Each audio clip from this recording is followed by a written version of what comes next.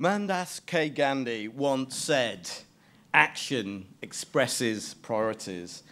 And today I want you all to review your business plans and make sure that the digital component is at its core. It should be one of your priorities. Now, this session might be a waste of time. Well, why? Well, because you're bright, you're driven, you're creative, you're relentless. Otherwise, you wouldn't be running a startup, right? You know that you've got to do things like manage a tight cost base and be super smart with your marketing. It needs to be fluid. It needs to be iterative. It needs to be fast. And most of all, it needs to be consumer-driven. So if you're doing all of that, then I guess you must have digital at the core of your business, because a traditional marketing approach wouldn't work. It wouldn't allow you to do that. So tell me if we can go for an early lunch. Put your hand up if you'd say that digital marketing and ideally digital thinking is at the heart of your business. Ooh, it's a kind of 50-50. Right, well, tell me if this is useful, or you should have just gone early for that lunch at the end of this session. So, you've got your business idea, your funding, your people, and of course your business plan. Well, as you kindly pointed out, I've been doing marketing in various guises for a few years, including a couple of startups that are still running and doing pretty well. And over the last 3 years, I've developed a pretty fundamental belief, which is that if you don't have digital at the core of your business, you'll at best be inefficient, and at worst, you'll fail. And that's even if you've got a fantastic business idea. So this session is about how you digitize your startup. A little bit on the why, and a little bit more on the how. Yeah. Marketing, and frankly, business has gone through the biggest revolution in its history in the last 10 years. We're witnessing changes in society of an unprecedented nature, both in terms of speed and in terms of scope. Took this stuff you may have heard before, but I think it's still useful context. The standard telephone took 100 years to reach 1 billion users. It took the internet 13 years to reach 1 billion users. And Facebook have almost reached it in just over 5 years. And as we heard, half the people accessing Facebook are doing it through their mobile. These changes are triggered by the widespread adoption of digital and mobile technologies in everyday life. The evolution of the internet, the ubiquity of smart mobility, the advent and widespread adoption of social media, as we've just heard, and other general digital capabilities, like intelligence that's being embedded in everyday tools, from thermostats through to cars. And all of this has changed the way that we interact with things and with people. And one thing I think is for sure is this trend is irreversible. We are becoming an always-on society, and I think consumers are adopting new behaviors that are being enabled by these new technologies. These technologies are being brought about by pioneering companies that you all know, Facebook, that were just here, Google, Amazon, and a bunch of companies that you might not know so well, but are critical to the backbone of digital, like Oracle and Cisco. And as a result, some industries have really changed beyond belief. I'll pick a couple of them. One that I know and love is the music industry. Who'd have thought a few years back that a computer manufacturer would become the biggest retailer of legal music? Rest in peace, Steve Jobs. You have changed the world forever. Artists now make less money from selling their music and make more money from their concerts and their merchandising. Companies like Shazam and Spotify have changed how we interact and listen to music. And companies have gone bankrupt by not changing fast enough. The beloved HMV was just one of them. And music labels have spent the last 10 years desperately trying to reinvent themselves to stay alive. And frankly, if you take a look, with mixed results. The same has happened in the photography industry. Kodak has suffered a similar fate to HMV, whilst the startup Instagram was recently bought by Facebook for $1 billion. $1 billion for a startup. That should make you smile. So what has happened? As a marketeer, I tend to focus more on the consumers than on the technology. So let's start there. Quite simply, the consumer has changed how they discover and how they shop brands. Now, I was brought up with this, the good old purchase funnel. You start with awareness, and you move down towards purchase and retention. Recently, Google shared with the industry a new model based on an approach used by another big company, Procter & Gamble. So in the past, and this is the kind of Procter & Gamble model, there would be stimulus. You create advertising, you do PR events, stuff to create awareness. And then at some point, your consumer is, if you're selling a product, in a store, and there's a moment which Procter & Gamble call the first moment of truth, where you're relying on your packaging, your point of sale, stuff that hopefully encourages the consumer to pick up the product and to buy. Then they take the product home. Hopefully they have a fantastic experience. They buy it again. They tell other people, and life goes on.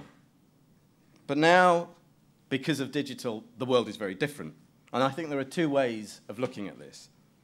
Firstly, there's Google's model, which they call the zero moment of truth.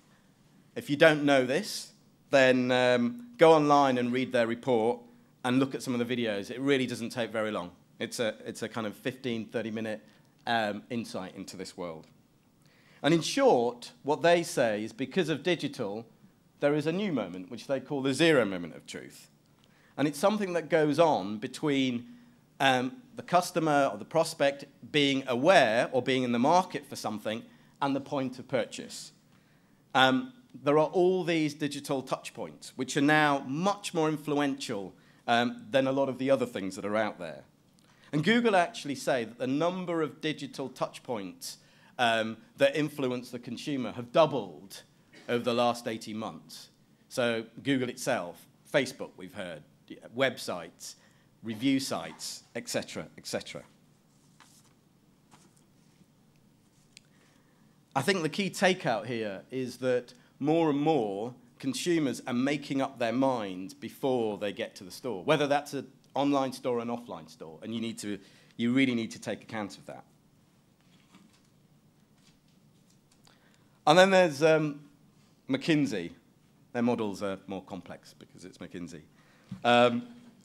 I think the interesting takeout here is, yes, there are all these digital touch points, but the digital plays a big role in the journey to the point of purchase, but you mustn't let go there. It plays a really big point of influence once the customer's made the purchase.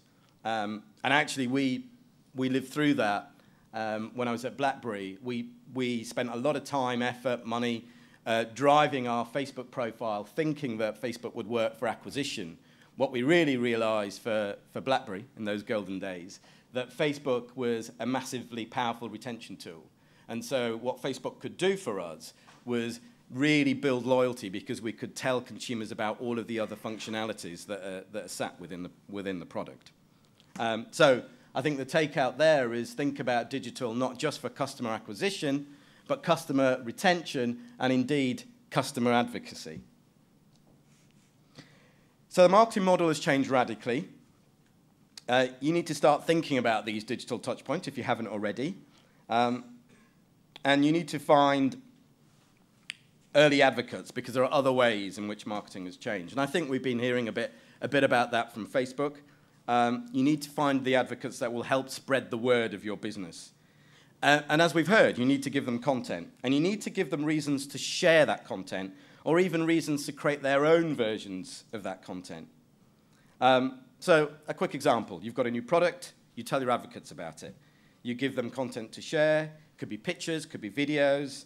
They share it in their social networks. You incentivize them to create their own versions. Could be pictures of them using the product or a video that they post to Facebook, to YouTube, wherever is appropriate. Thinking about the last presentation and this one, there's a video that I've found. It's been around a couple of years. It's a little bit American, For those of you who are digitally advanced, it might be repetition, but it's a nice little intro to how social can shape product influence and purchase. Let me see if this works.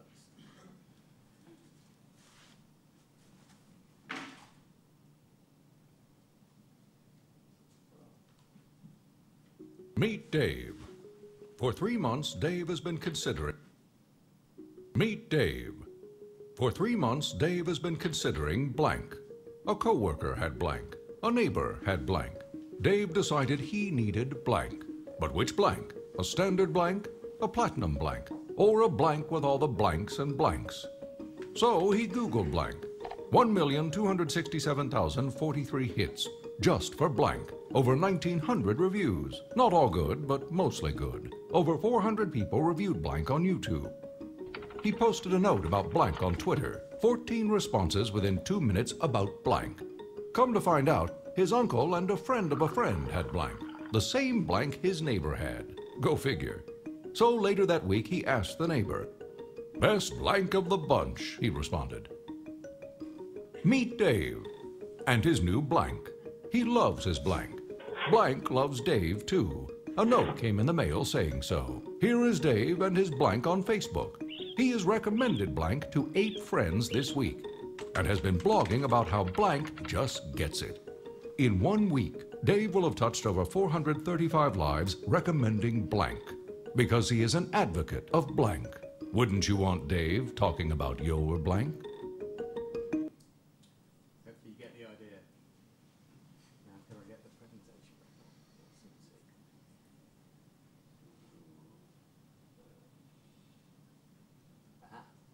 Perfect. So thinking about digital content, and I guess it's a topic that's been talked about quite a lot, I thought I'd share my own example just from last week.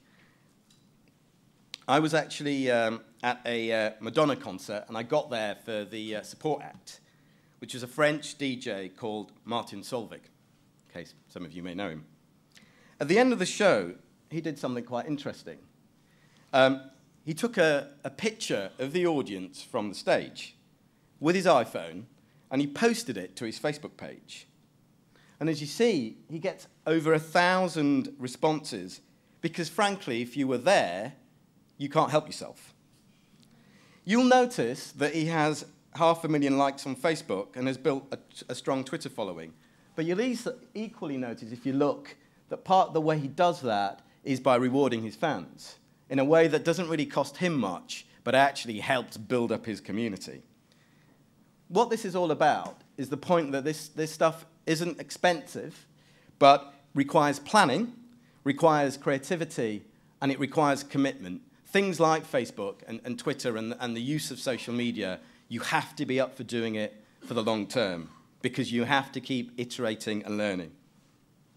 Now, digitizing your business is much more than marketing on the surface. I mean, I think you're lucky. I spend most of my day job trying to digitize traditional big companies. But you can make sure that digital is at the heart of what you do at the very, very outset. So here are 5 themes that I think are key to digitizing your startup. Oops. Firstly, digitize the management team. Now, you might be a couple of people, you might just be a founder, you might be a group, but the whole team and the whole business needs to understand the new digital model. You may want to take a person and make them accountable, but everyone needs to be responsible. You may find that you all need to be blogging, tweeting, creating content in your day-to-day roles. You can't leave this to chance. You have to create a plan for this and put it into the lives of your people, your teams, so that it becomes routine. Many companies that I know now don't really think of, when it comes to communication, don't really think of advertising, but think much more broadly about content. And we're all having a debate which is about how we as marketers and companies that do marketing need to behave much more like publishers and less like traditional marketing teams. And I know some teams that have a daily scrum every morning to agree the content plan for that day.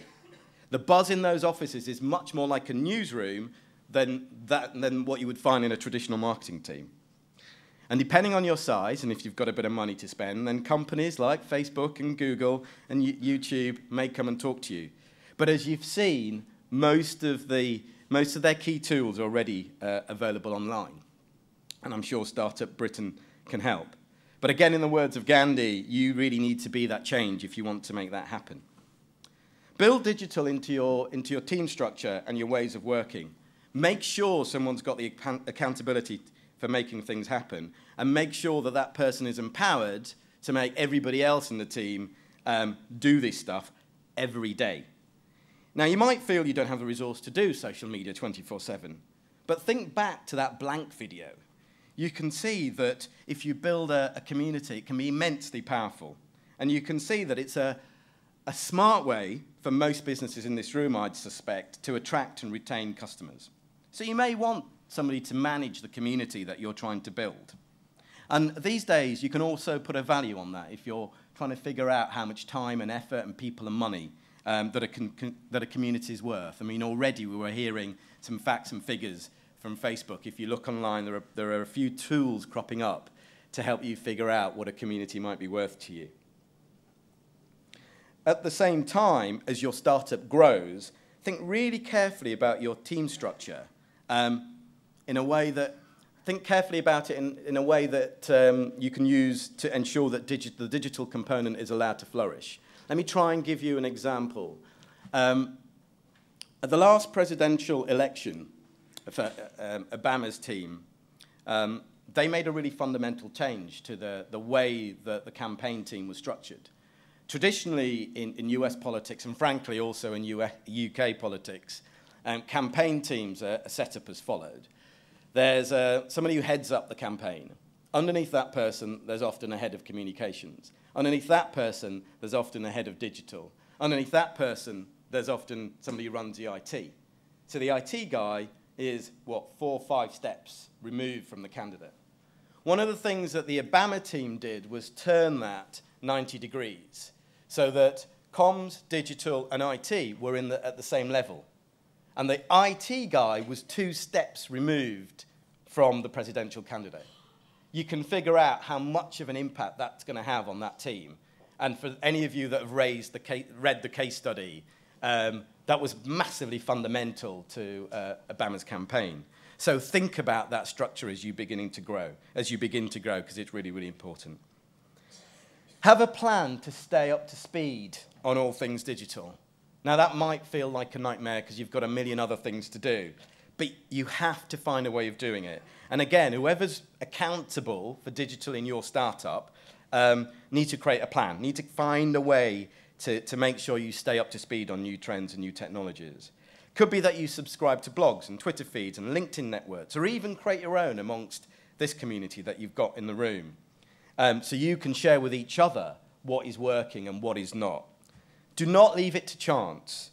It's just too important. I think you need to make at least 15 minutes a day to stay abreast and agree potential ideas with your team. Number 4, technology for marketing. Might be the last thing on your mind right now as you're starting off. But I've already had a little play, and over the weekend I see that many of you have got websites and Facebook pages and Twitter accounts. Well, are these connected? Have you thought about the customer relationship piece between these different channels? Because you need to figure out who you're talking to, regardless of whether they come to you via Twitter or Facebook, a website, or through another channel. As you get bigger, this sort of stuff starts to become important. And believe me, if you don't start thinking about it sooner rather than later, you get to a point where to fix it becomes painful and expensive. As more of your consumers use smartphones and tablets as their primary device, have you thought about how you look? I mean, I found some fantastic websites that work really well on a desktop. I looked at the same websites on a mobile, and frankly, some of them look terrible, because you need to optimize that website for a mobile. So start thinking about this now. Who are your customers? How do you stay connected? Do you have a single view of your customer? The long and short of it is you need to start building a plan for this as you begin to grow, and you need to think about what digital touchpoints are most relevant for you and your business. If you don't plan for it now, you risk a poor consumer experience that could slow down your growth, or even worse. And finally, connected products. This is my favorite and basically my day job. So you've got all of this digital marketing stuff worked out. You've thought about Google, Facebook, and Twitter, and review sites, and mobile, and Amazon. But then what typically happens for a lot of companies is you go through this digital journey and you hand over an analog product and say, good luck, consumer. And yet there's a massive opportunity here, because with the huge growth in smartphones, tablets, and home networks, all of this is changing. Consumers are expecting to interact with their smartphones, and they're connecting to more and more things through their home networks. Companies like Apple are seeing a huge growth in accessories. For example, a blood pressure measuring device connected to a smartphone, or a cooking device connected to your smartphone. Now, connected products go way deeper than that. And there are lots of cool examples. The obvious ones are some of the things that big companies like Nike are doing. But we're here to talk about startups. So there's a great example with a French startup. They took a set of scales, scales that measure people's weight. They added sensors to it. They connected it to a smartphone, and they collect data and play it back to the consumer in a way that adds value. The company is called Withings, and they've created, as a result, a connected and intelligent product. Let me see if I can just show you a short video. This works, just to give you an idea.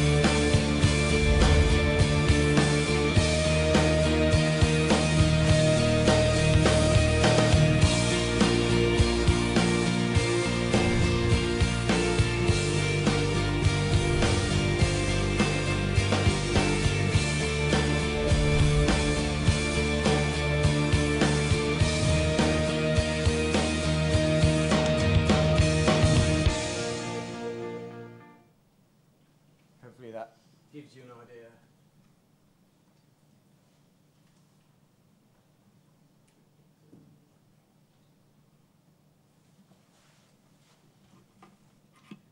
So although big companies are doing this, I actually think startups can lead the way. And this is, without doubt, the kind of future of digital. I think if people in this room aren't developing it, some startup somewhere else probably is thinking about it. So, in summary, the consumer is digitized, but have you? Start with digitizing your marketing, and then remember these 5 themes. Digitize the leadership of your startup. Consider digital carefully as you grow in terms of the people you hire and the way that you structure. Make sure you're building your digital capability and knowledge every day. Start thinking about joining up your IT soon around your consumer if you go down this road. And at some point in the future, think about a connected proposition. It could add value to your consumer in the workplace.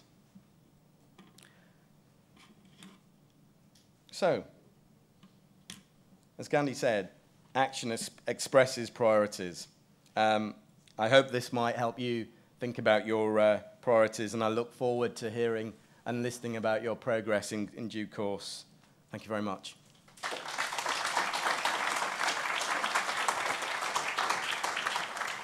Vijay, thank you. We've got time, again, we are running over. We've got time for a couple of questions. I shall run down the back here.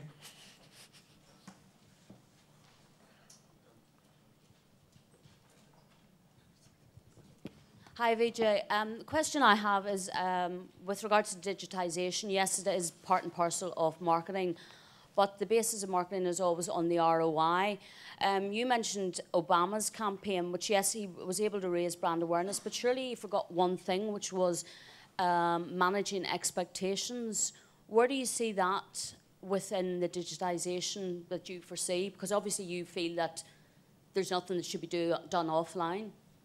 Sorry, and when you say managing expectations, whose expectations? Managing, well, the expectations of the target audience, of the people that he was trying to get with. In what sense? Sorry, well, I just want to think he built the brand awareness, yeah. But if you look at what actually happened afterwards, there were a lot of people who were actually pissed off with what has actually come about. Yeah. No, I mean, look, marketing, or the communication of marketing. I mean, marketing for me is about promise and delivery. So without getting drawn into a conversation about politics, if you apply the same principle, then yeah, absolutely, it's promise and delivery. And in the old world, advertising created, or communication created, the promise, but the product has to deliver. Otherwise, yeah, you create a very pissed off customer. So yeah, absolutely. Thank you. A question that I had was, as I'm running a startup, how would I approach a creative agency? Because creatively, to digitize my business, I would need the experts to give me some advice. If you were to advise someone, how would you say a startup would approach a creative agency, a creative marketing agency? Well, I would always advocate that you start from within, and whether you need a little bit of help to ask yourself the right questions. And the questions are fundamental ones. They haven't changed as the world has digitized, which is, what is the core of your business? What is it that you do that's different and better? And who is it you're for? What I mean is that obviously a larger company would have a lot more leverage when approaching a creative agency as opposed to a startup. Well, I totally disagree. I mean, I spent some time with a very small startup. And look, I mean, it means that often larger agencies are harder to convince. But two things. One, larger agencies are always looking to kind of prove that they can work with startup businesses. Larger agencies are also looking for startups they think are going to be successful because it makes them look pretty cool. And at the same time, in this part of the world, this part of London as well, there are a lot of startup agencies set up by people who've left the big companies, got that experience, and will happily work with a startup. I guess what you see is, people are there to run business, so either they will need to earn a fee, but I know certainly a few companies that may do a deal where they take equity if they think you're, going to make money. Which actually neatly brings us on to our next session. Vijay, thank you very much indeed for joining us.